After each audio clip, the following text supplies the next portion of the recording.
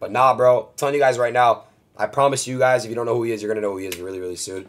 This dude is straight next up, bro. One of the artists who's on the most rapid rise in the world right now is SoFaygo. In the past few months alone, he's gotten co-signed by Trippie Redd, made a viral TikTok hit, shot a video with Lyrical Lemonade, and even signed to Travis Scott's Cactus Jack records. Now obviously with him being one of the hottest artists in the world right now, everyone wants to know where he's come from, but there's a problem with that. Since he's such a newcomer onto the mainstream scene of music, there's not a lot of information available out there aside from a couple interviews and articles. So in this video, I've compiled all the information I could find in the public domain, spoken to some Faygo fans, and even spoke to one of his producers to be able to put all of the pieces of this puzzle together. So be sure to check the description if you want the links to all my sources. As you can probably imagine, this video took a ton of time to make, so it'd be super appreciated if you could like this video, subscribe to the channel, and hit that notification bell, because we're about to be super active making the most fire hip-hop content on this channel. That being said, let's get into the video. SoFaygo was born Andre Dontrell Bird on October 3rd of 2001 in Michigan. Early in life, he moved to Atlanta. Information about his family is kind of limited, but I do know that he spent a lot of time with his cousins growing up, and in interviews he said that in the future he wants to put on for his family and be able to provide for them financially,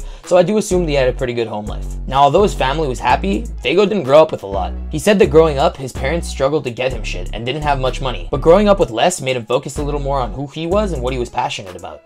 Originally, Faygo actually wanted to be a dancer. He'd even signed up for auditions for dance shows. And this is super early on in Faygo's life, so this brings us to the point of him getting to the age of about 8 or 9 years old when he recorded his first ever song. Now the first song he ever recorded was recorded in his cousin's basement, but this wasn't a serious avenue of creativity for him at the time. He said that the song was about kid shit, like girls or something. It was just a couple years after he made this first song and after his attempt at being a dancer that he got to middle school, where he decided to pursue a new artistic dream of being an actor. He auditioned for what I believe was his school play. I'm a little bit hazy on the information there, but he actually didn't end up getting the part. So he decided to put his dream of acting on hold, but he does have plans to do it in the future. Now I'm not 100% sure about his timeline of interest, but I'm pretty sure it was after his interest in acting that he became interested in fashion and music. On the fashion end, Faygo has said that Ian Connor was a huge inspiration of his. He also said that he paid really close attention to his career and all the changes that were going on for him. Now I'm not a fashion guy and I don't know much about Ian Connor in general, so I won't go too deep into that. But on the music front, he started listening to Drake and Chris Brown pretty early on. And in interviews, he's even said that he studied Drake's music. Now, although growing up, he was into popular music and apparently was even a bit of an athlete, having played basketball on his grade 9 basketball team. Do you play ball, by the way? Yeah, I used to hoop.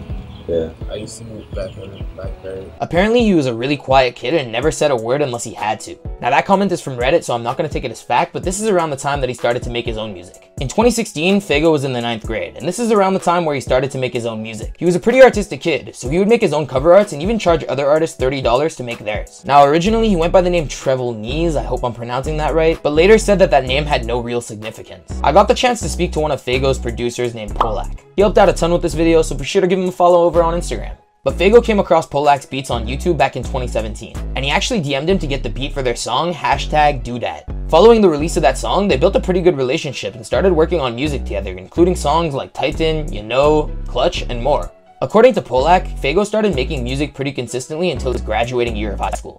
And I believe this was the 2018-2019 school year, but I could be wrong. I'm Canadian, I don't know their schooling system. By that point, he was putting out a new song every single week and averaging about 2,000 to 5,000 streams on each of them on SoundCloud. Those numbers were doing pretty well, and with the numbers doing well, he decided to make the name change to SoFaygo with a $sign. In 2019, pretty soon after making the name change, he dropped his project War, and this project did extremely well on SoundCloud. The song that made the most noise off of this project had to be Clutch, also produced by Polak. This is kind of what got him his initial buzz in the SoundCloud community. And having that buzz within the SoundCloud community allowed him to collaborate with other artists that were buzzing in the SoundCloud community. According to Polak, some of the artists he became friends with were K-Suave, I'm pretty sure he signed to Trippie Redd now, DJ Quincy, Lil Candy Paint, and many, many more. One of the artists that was in this community that he decided to collaborate with was Pasto Flocko. And for those of you that don't know, Pasto Flocko is a pretty popular artist from New York. They collaborated a few times over the course of 2019 with songs like Double R and Pop Out. During this time, Faygo stayed working on his own music as well, and there was a lot of natural growth. And this was around the point in time where he hit his manager's radar. In 2019, SoFaygo was discovered by his current manager, Lamar Jaswal. Lamar at the time was working at Alamo Records. This is kind of funny to me because that's where I'm interning at right now. But anyways, he had heard of him on a couple features which were likely through Pasto Flocko's songs. Lamar thought he was fire and sounded a bit like Chris Brown. Eventually, he had brought Faygo into an A&R meeting at Alamo, but they actually ended up passing on him. Now at this point, Lamar was not managing Faygo, so I'll just move on from him for now, but we'll come back to him in a bit. In late 2019, Lil Tecca had reached out to SoFaygo and told him that he liked his music. Now, although this is never stated by any source directly, I believe Lil Tecca came across SoFaygo and his music through Pasto Flaco. For those of you who don't know, Lil Tecca and Pasto Flaco have a great relationship, and there were even rumors about them being related on the internet at some point. I don't know if they're true though. Let me know down in the comments if you think they are. But anyways, Lil Tecca FaceTimed SoFaygo back in 2019, and they decided to work on a project together where Lil Tecca would be in charge of the production and SoFaygo would make all the music solo. That project that they put together was called Angelic 7, and it came out in January of 2020. Now, according to Polak, who's SoFaygo's producer, it was around that time that he was also getting a little bit of buzz from TikTok.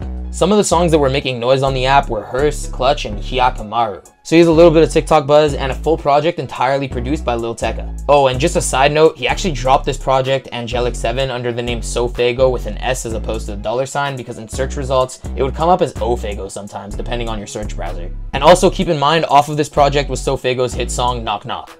Now at this point, the numbers were doing extremely well for SoFaygo in the SoundCloud community, and it was even buzzing off of SoundCloud because it had the Lil Tecca stamp on it. And I'm sure this is around the time where SoFaygo realized everything was getting real, because over the course of the next 6 months, he actually moved to New York. Fast forward to August of 2020, and this is where we get back to Lamar, Faygo's manager. They actually ended up linking up in August, and Faygo asked him to be his manager.